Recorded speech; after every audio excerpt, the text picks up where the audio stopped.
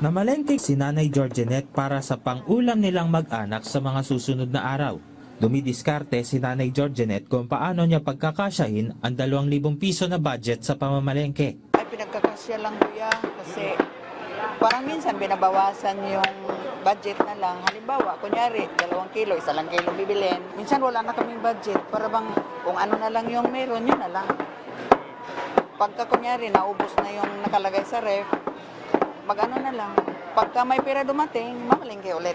Para matiyak na sumusunod sa maximum suggested retail price sa mga nagtitinda, nagsagawa muli ng panibagong Special Joint Price and Supply Monitoring Inspection ang Department of Agriculture sa Mega Q-Mart sa Quezon City. Dito ay inikot ng mga opisyal ng DA ang mga pwesto sa loob ng pamilihan kung ang mga ito ay sumusunod sa MSRP.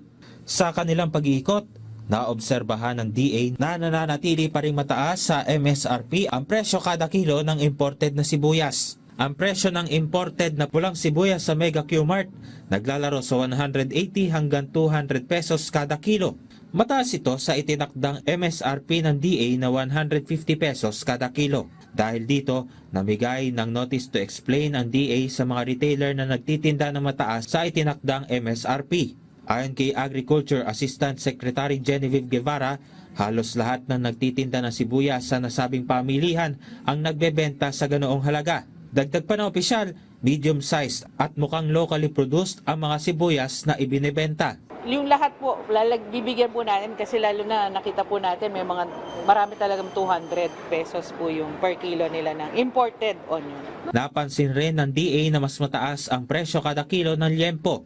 Ang bentahan ng liempo sa Mega Q-Mart naglalaro sa 390 hanggang 420 pesos kada kilo. Mas mataas ito sa itinakda ng DA na 370 pesos kada kilo. Aminado ang nagtitinda ng baboy na si Elizabeth na hindi nila nasusunod ang MSRP na itinakda ng DA. Ayon sa kanya, 380 pesos kada kilo ang kanilang puhunan sa liempo.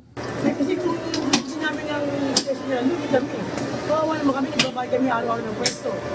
Babayad kami ng tao. Sila may kukunin. Siyempre, araw-araw lang paggastos. Pero di lang ibang obligasyon pa. Ang DA may paliwanag paano itinatakda ang MSRP. Yung mga presyo kasi na MSRP natin, hindi naman po something yan na kami lang nag-isip. Yan po ay isinadjust din po ng ating mga stakeholders. Kaya po minsan nagtataka kami bakit yung iba hindi nakakasunod. Sa kanila rin naman po galing. Aalamin rin ng DA kung bakit may mga hindi pa rin nakakasunod sa MSRP. Gusto po nating makita kung paano nga ba yung nagiging pasahan at yung ano ba yung expenses. Sinasabi nila kasi marami daw silang expenses, marami silang kailangan bayaran. So gusto nating malaman kung ano-ano po yun para ma-justify po natin na ganun talaga po dapat ang presyo ng ating mga pangunahing bilihin. Iko-consolidate po natin yan, tapos ititrace po natin mula yun, yung mga distributor niyan, kakausapin din natin. Kasi ang ano natin dito, dapat pag nagtitrace po, lalo na kung may suspect profiteering or cartel or hoarding, kailangan po lahat yung mga nasa value chain makausap natin, ma-verify natin bago tayo kumbaga magkaroon ng konklusyon na meron po talagang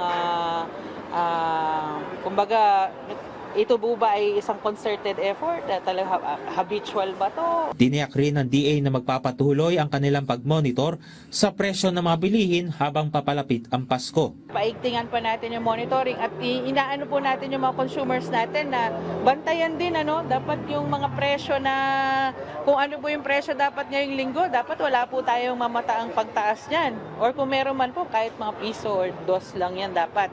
Kasi hindi dapat gamitin ang kapaskuhan para po maabuso natin yung demand. Gab Villegas para sa Pambansang TV sa Bagong Pilipinas.